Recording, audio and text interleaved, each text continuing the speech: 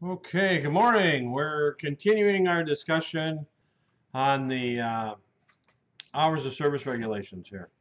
A little later on this morning, we'll get into electronic logging. I'll show you how that works. If you have a smartphone, we'll be downloading an app onto your phone. So you can learn how that works. Again, that's coming in to effect here 5-6 weeks. So we want to make sure you get up to speed on that. Good morning. So what I want to do to start with here, sort of as a review of what we did Tuesday, I got a quiz for you. Get this up on the screen. So let's take this quiz and see where we're at here, okay? What's the purpose of the Federal Motor Carrier Safety Regulation and Hours of Service Regulation? Safety and prevent fatigued drivers from driving. Okay, so which one of those do you think is the correct answer then? Fatigue. Let's say B, to prevent accidents caused by driver fatigue. Agreed? Agreed. Okay. When do the hours of service regulations apply? B.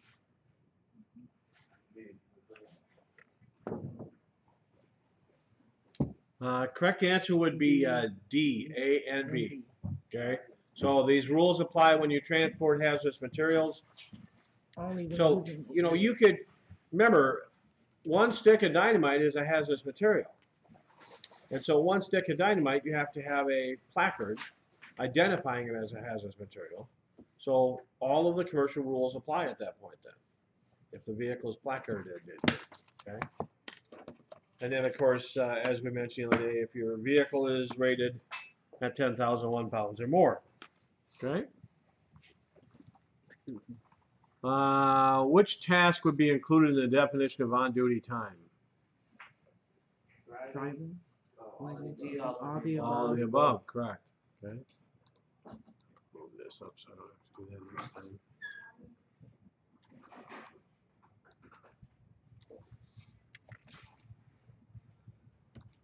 time. What qualifies as off-duty time?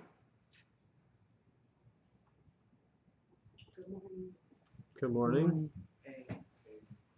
Only A is off-duty. Time when you're relieved of all duty and responsibility for performing work. Okay. Which of the following statements concerning the 14-hour limit is true?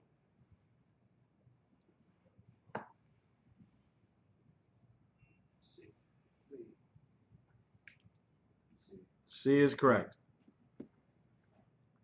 So A, stopping for lunch or taking a break extends the 14-hour limit. False. Does not. B, a driver must be released after 14 hours. No. You can't what after 14 hours? Drive. But you can still work. So C is correct. What's the 11-hour driving limit?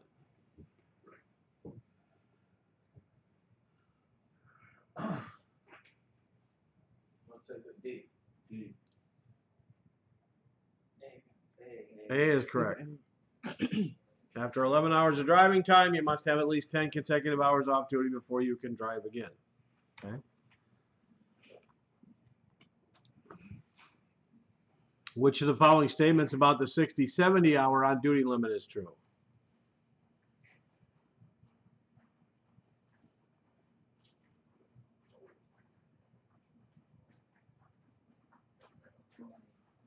Good morning.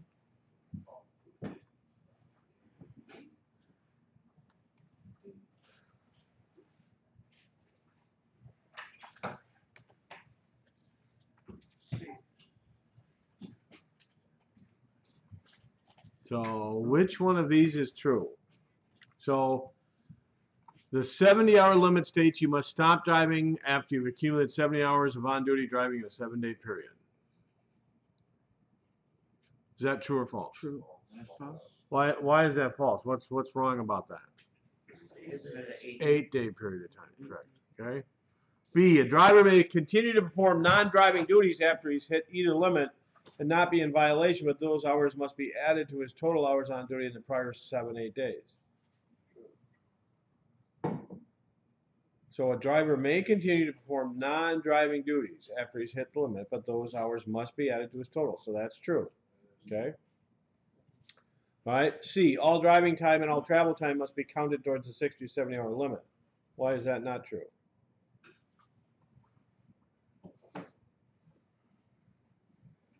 Driving time and travel time ain't that the same thing? The reason that's not true is travel time that's followed by 10 hours off duty doesn't count. Travel time that is followed by 10 hours off duty does not count. That's why that's not true. And then D, the 60 or 70 hour period refers to a specific work week. Well, we know that's not true. Okay. So that's why B is the true one there. Takes a little thinking about that one, doesn't it? Which of the following would satisfy the 30-minute break required under the mandatory break provision?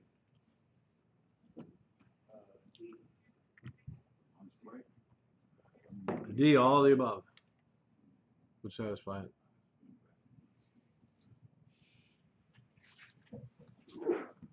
Drivers of property carrying commercial vehicles involved in interstate commerce have an option that allows them to reset their cumulative on-duty time. What is it? C. C, the 34-hour provision. I like how confident you all were with that. That's good. Thank you. You must keep your log for the current day plus logs for the previous 7 days. Where? At home, in your possession, available inspection, to prove you're working, or on paper that must be mailed? B, in your possession. So now, copies stay in your possession. If you're doing paper logs, the originals go to your carrier. And your carrier must maintain them for 6 months. Very good. Okay. Which of the following drivers may be exempt from complying with the mandatory 30-minute break? It is A. No, A and B. A and B. Yep. For CDL drivers of property carrying CMVs who drive locally, there's an exception to the 14-hour limit, which allows them to extend the 14-hour period by how many hours once per week? 4. 2. 2. Yep. So A is correct. That's go 16 hours once a week. Instead of going off duty, property carrying drivers using CMVs equipped with qualifying sleeper berths can get their required rest by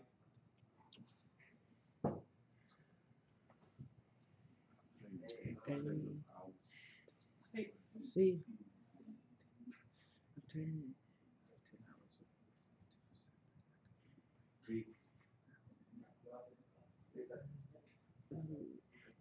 I'd say it's C.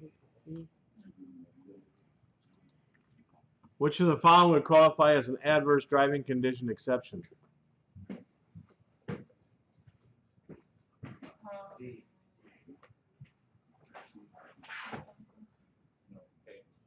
A. So D, it's forecasted. You cannot use a known condition. It has to be unknown at the start of the run. Okay. So that traffic accident is the one thing there that you can't predict, and an unloading delay is not an adverse condition. Okay, that's not a driving issue. So they don't care about that. So the forklift has an accident. They don't care about that. Okay. So it has to be something on the road. Right? And slowed down by rush hour traffic, that's predictable. Which drivers are exempt from the electronic logging device mandate? Drivers who are operating vehicles manufactured before the year 2000. C. Actually, it's D, all of them. So remember, if you're operating 8 days or less per month, you don't have to have the electronic device. The drive-away, tow-away, what is that? What does that describe? Like your personal vehicle. No. It'd be like an Hauling RV. vehicles. Delivering new vehicles. That's what drive-away, tow-away refers to. Uh, Cars what am I? Huh? Cars on the back. No, like delivering a brand new truck. And especially things like delivering fire trucks and cement trucks and boom trucks and you take a truck and put some special equipment on it. It might be built here in Minnesota but delivered to Colorado. Well, it's too big to put on a trailer, so you got to drive it there. So that's a drive-away tow-away operation. And there are people, that's what they do for a living, is that's what they do. I have a former high school classmate of mine, and he works for Masabi Airlines part-time as a baggage handler. And because of that, he gets what? He gets to fly for very minimal. I mean, like $20. He gets a service fee, and he flies anywhere he wants in the United States. So, and he gets paid to deliver these vehicles, and he has to pay his own way back. Now, what a lot of those guys do is they tow a vehicle behind whatever it is they're delivering. Well, he flies back for $20. He's got a nice really gig good going. deal going. Yeah. Drive Drive-away tow-away refers to delivering new vehicles. Could be school buses, could be coach buses. That's what that refers to, okay? Your log should be based on the time standard what? Hey, home terminal. It's your home terminal, yep. Which of the following information is required in the remarks section of your log? Location. Correct, the location. A and B. Yeah, recipe, well, in the remarks, yeah, I would agree with that. D, A and B. Yep. The time standard is a known commodity. Which of the following fields are required to be filled in on the paper log? A and B. A and B. Yep. A and C, I thought the main don't always be on there. See, the main office is the main office for that carrier, not your terminal. Okay. Also, when You- you deliver, Well, no, the address on the log is the main office of the business. What trips people up a little bit is that which time zone are you on? the one that you want. Your terminal. So that might be the confusion there. And then here's some exercises that we'll worry about later. Okay. Okay.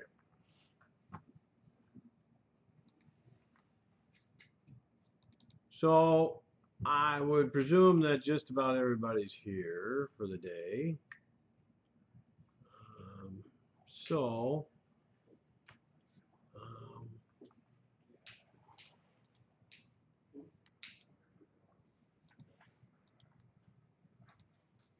let's do an exercise in logging so that we understand how this process works. Okay. Did y'all bring your logbooks back that we gave you the other day? Mine's in my car. Want to go grab it? Anybody else have your log out in your car? Yeah, sorry. Okay. That's all right. No worries.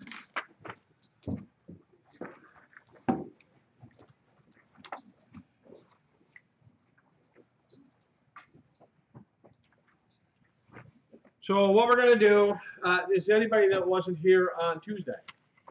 You weren't here on Tuesday? You weren't here on Tuesday? Then I need to give you one. I got a log, bro. Okay.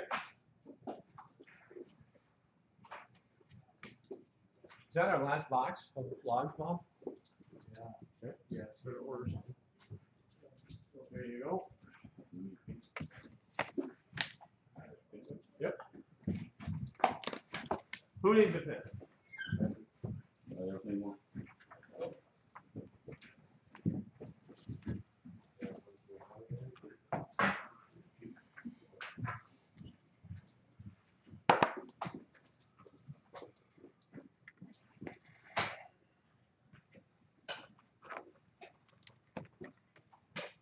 So let's see here. 1, 2, 3, 4, 5, 6.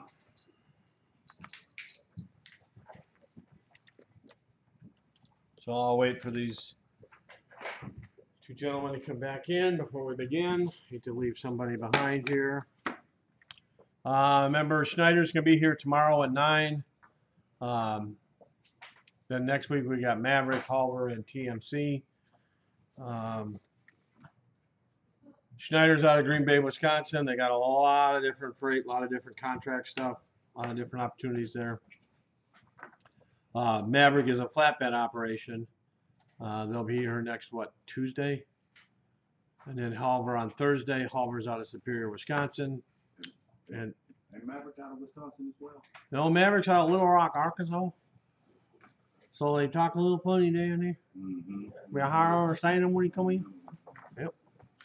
So you would travel to that West Little Rock, they don't come here. I'm sure they come here, they like walk or travel or something. Well, what an outfit like Maverick does is that you take your truck home.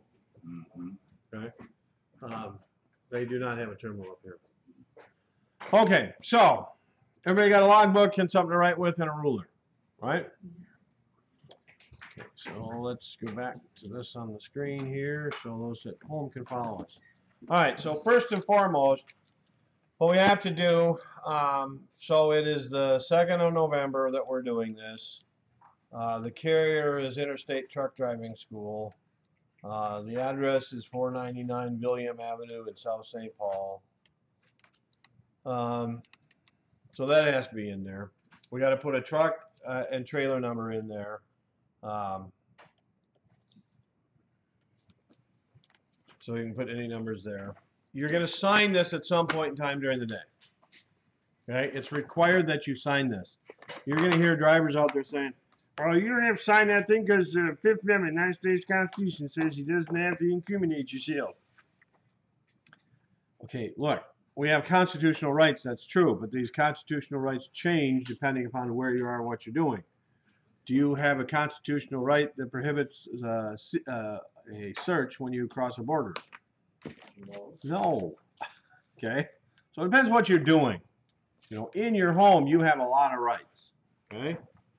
But you're operating a commercial motor vehicle. You don't have the right to withhold information here. You got to tell people what's going on. Okay. So let's start off. Let's come to work at 5 in the morning. Okay. So draw a straight line to 5 a.m. Okay. Off duty or on duty? Yep. Off duty. Started. Because we're going to start work at 5 in the morning. Okay. And then what we're going to do here is we're going to identify where we are. Okay?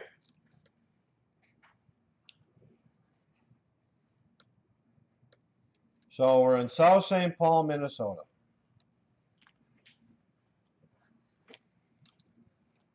And then what we're going to do is we're going to spend 1 hour getting ready. We got some paperwork to do. We got a pre-trip inspection. We're going on a long run here. So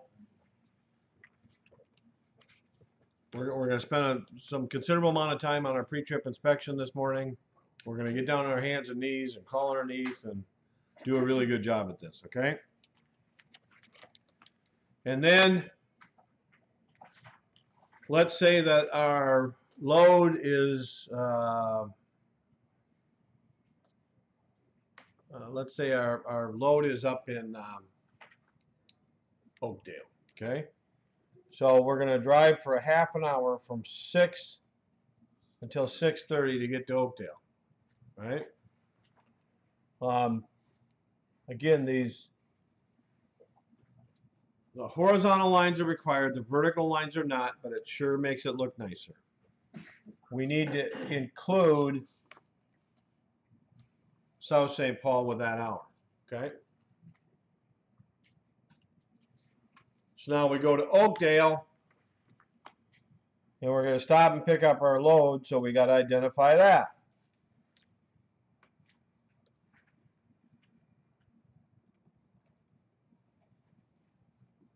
Okay? So you put in like 6 to 6 duty? Sure. Go to Oakdale? Yeah, let's put a half hour to drive to Oakdale. It's rush hour traffic. Okay? We gotta get on the freeway, we gotta get off the freeway. And then let's say we're gonna spend an hour and a half getting loaded up in Oakdale. So we're gonna include Oakdale there. All right.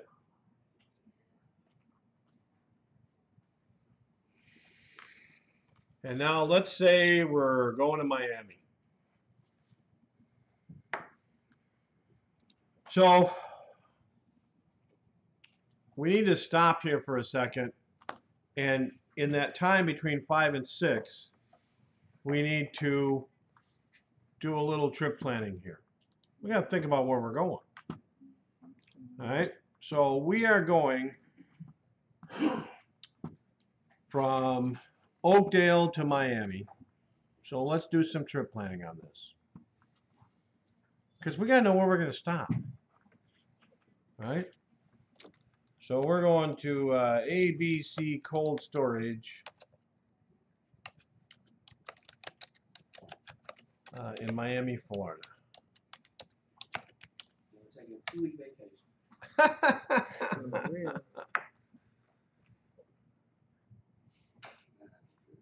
I wouldn't go for that. How long is it gonna take you to plan this trip? Couple minutes, few minutes. All right, so that's where we're going. HJS Cold Container Container Cold Storage, and we're going from Oakdale, Minnesota.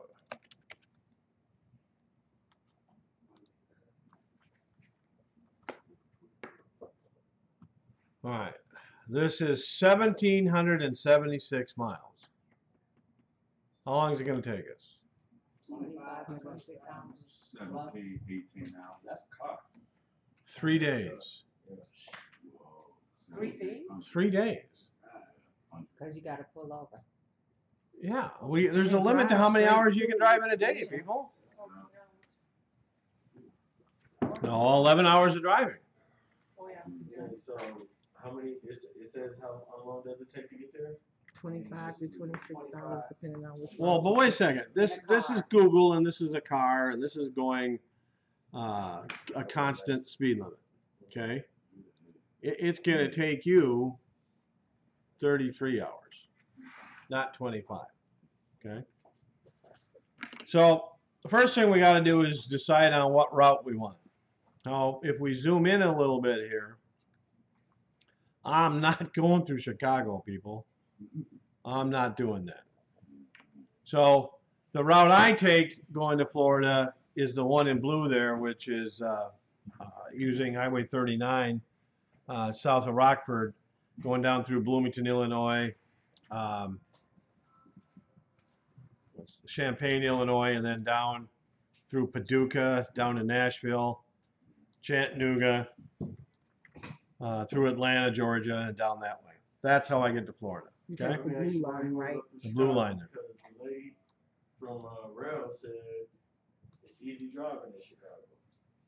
No. Have you drove through Chicago? The right I turn don't is care forever. what you in driving through there. She's a salesperson. Okay. So the first thing we got to figure out is how far we're going to get in the first day. Okay.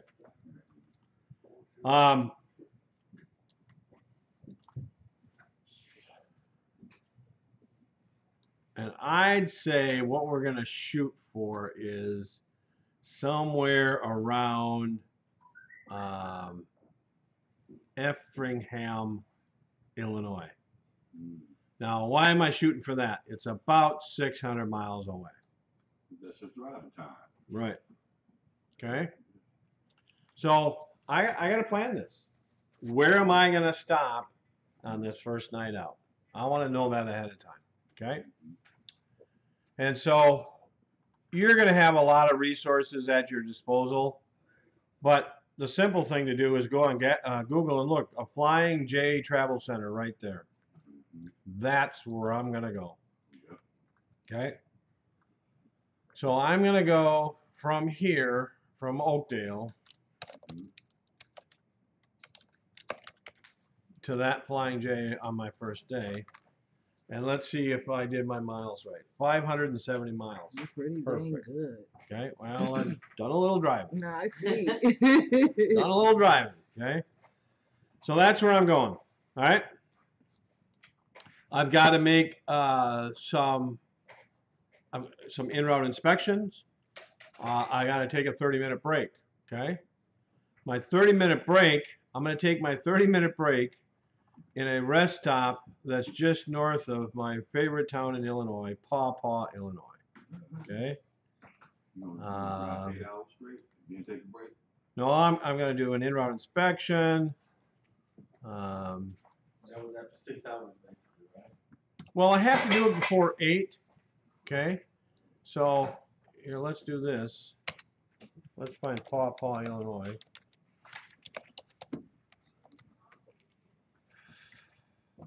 So there's Paw Paw. It's 360 miles. It's 5 hours by car. It's going to take me a little longer in a truck. But that's where I'm going to take my 30-minute break. Okay. I'm going to take it at the rest stop that's this side. See it? It's right there. The Willow Creek rest stop. Right there. So that's where my 30-minute break is going to occur. It's a big rest stop. It's a nice rest stop. Nice and clean. So that'll be a great place for my 30-minute break. That's Okay. about 6 hours, right? Yep, it's about 6 hours down the road. All right. So that'll work out fine in this trip that I'm taking because I can't do this too early, otherwise I'd have to take a second one. Make sense? So I got this all figured out before I start. Where I'm going to go. All right. So that's my basic trip planning for today. So we're going to head off from here.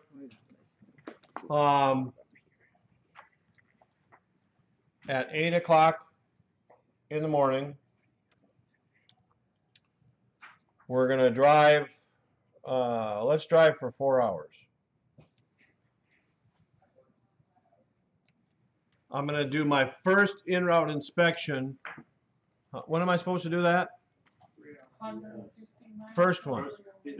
50 miles. I'm going to stop in Menominee, Wisconsin for that one. Yeah. So that's your first one, right? My first one. So that'll be 30 minutes after. Yep. Because I only go 50 miles. So actually it'd be about, it'd be an hour, wouldn't it? Actually. Okay. The first one's okay. Here's a nice thing about technology. I just made an adjustment, okay? So we did 9. And that works out perfectly because then I'm going to do another in-route inspection 3 hours down the road. And I'm in Madison at that point.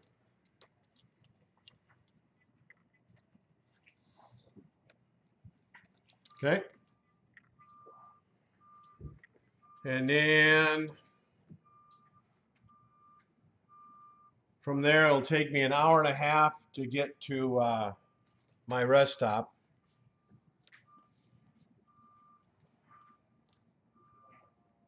And I'm going to go off duty for 30 minutes there.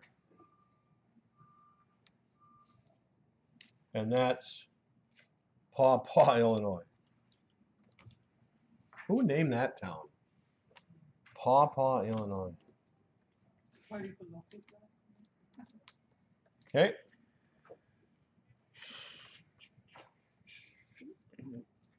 Trying to catch up to you. Yep, off duty. Oops.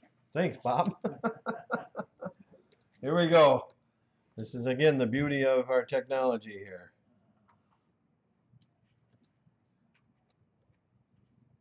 We want to go off duty.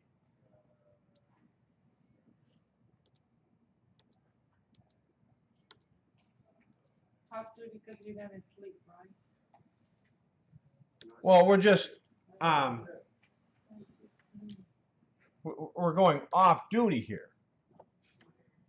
We're taking our break, okay?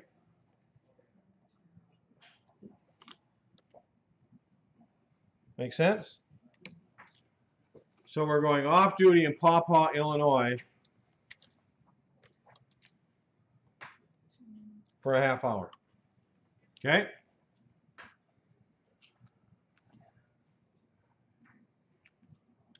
And then, so if I'm in Paw Paw, it's over here.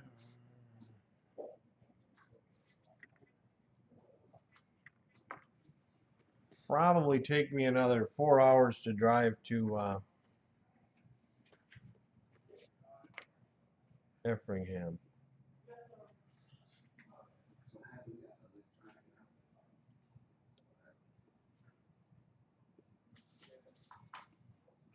electronic Let's go to 7 o'clock to get to Effingham. We're gonna have to do an in-route inspection in there someplace. We can do that just as a single line, okay? And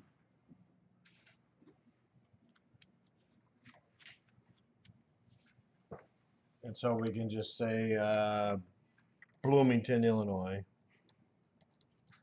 for that. And then we end up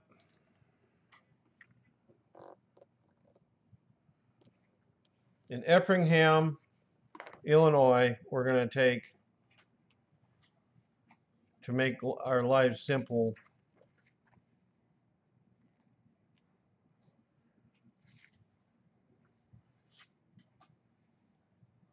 let's do a half hour of a post-trip inspection.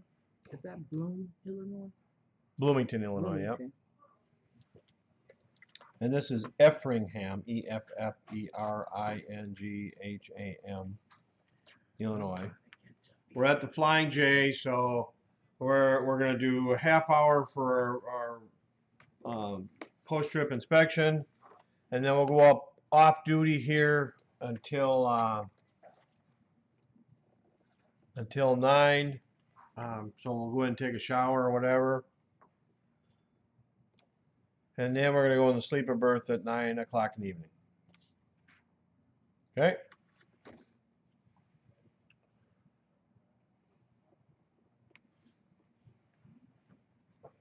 Now we've got to recap things at the end of the day here.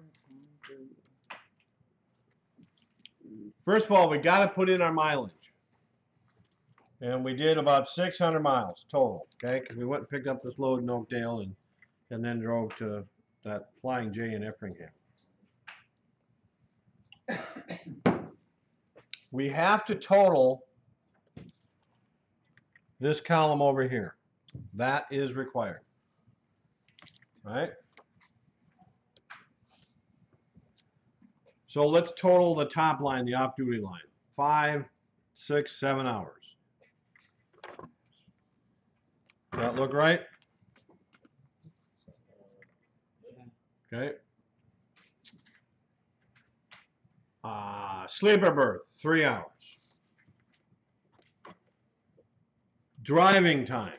So we've got to add up our driving hours here, okay? 1, 2, 3, 4, 5, 6, 7, 8, 9, 10. I got 11 hours of driving. So we have maxed our driving hours. And then how many hours on duty not driving? 3 hours, yep. Now that has to add up to 24, does it? Yes, so we're good. This has to add up to 24. Okay? Now remember, this column over here does not have to be filled out, but people are going to fill it out so they know where they're at. Okay? Since it's advisable to fill this out, let's do that. So recap, and we are a 70-hour driver, 8-day driver. So we're going to do the top recap. So first of all, recap, complete end workday. On duty hours today, total lines 3 and 4. What is that? 14. 14. So we've got a 14-hour day, okay?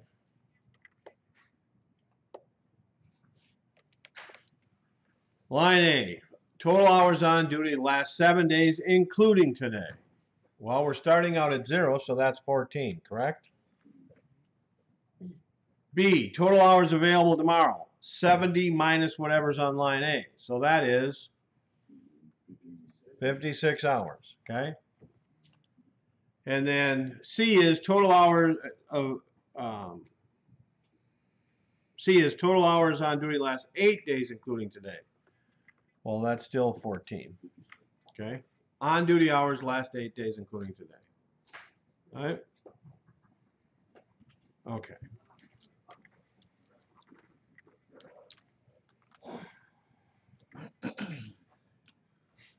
All right.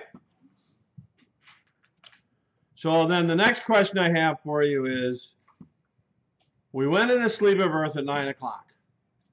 What time can we come out of the sleeper berth? 5? No, 9 o'clock. At 9 in the morning, 10 hours later, right? No, we have to have 8 hours in there. 5. Correct. 5. Does that make sense? Supposed to have 8 hours in the sleeper berth. Okay, so now we go to the next day. So we'll go to the next day. All right? Because we've completed today's log. That's all. Oh, wait a second. One more thing we got to do on today's log. Signature. Forgot to sign the thing. Got to sign it, okay? Yep. Yep, got to sign it.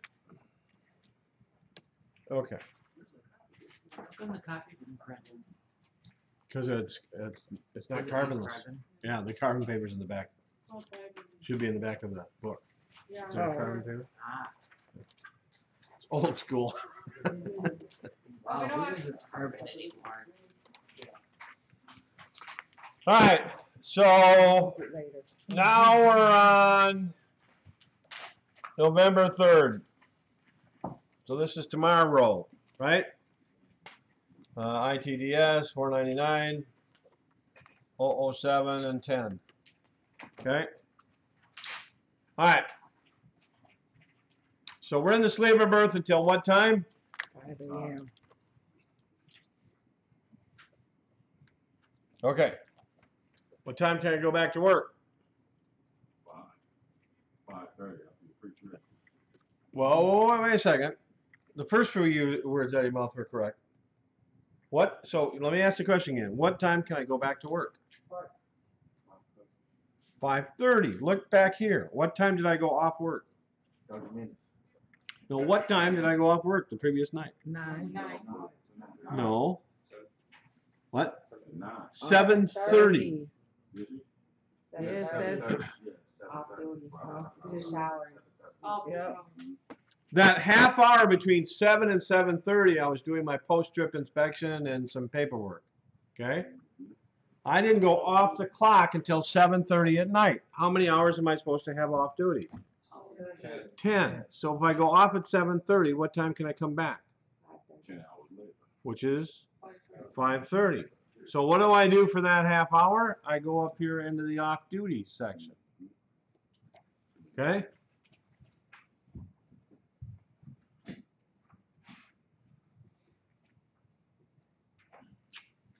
And I have to identify where this occurs. So this is at Effingham Place again.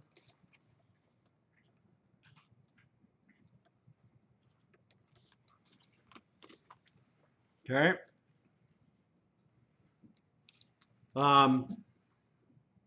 Now, second day pre-trip inspection is a 15-minute process.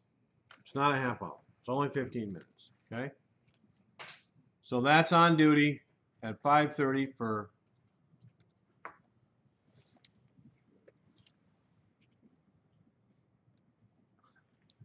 well, let me do it. Hang on, let me do it this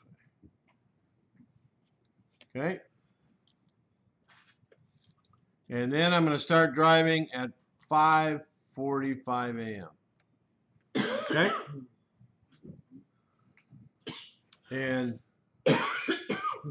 I'm still in the same location. Right?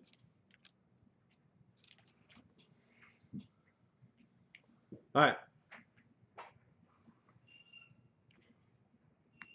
So off I go. Now we need to do a little trip planning again. So we were at in Effingham, Illinois.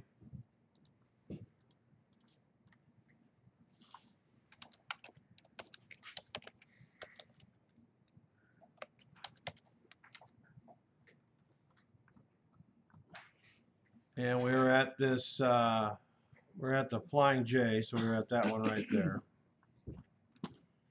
And we want to go, we're heading towards Atlanta, Georgia is where we're going, right?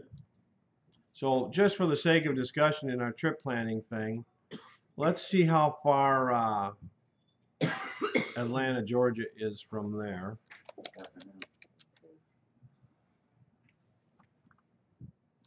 And Atlanta, Georgia is 543 miles.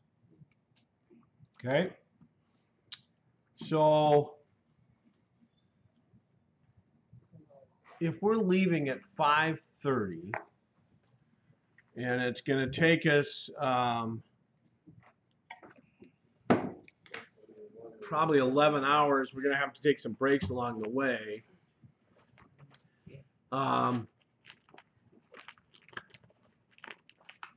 What time are we going to hit Atlanta? Late. Well, first of all, there'll be a time zone change, but we're leaving essentially at 6 in the morning. So again, this is a trip planning issue that we're discussing here. Okay, we got to think about how we're gonna. Has anybody ever driven through Atlanta, Georgia? Yeah. Okay, what time would be best to drive through Atlanta, Georgia? Not rush hour. Midnight. Midnight, exactly. You're absolutely right. I'd say between midnight and 4 in the morning would be the premier time to drive through Atlanta, Georgia. Now, one of the things that the video that we watched the other day did not get into too much was a split sleeper berth proposition. Okay.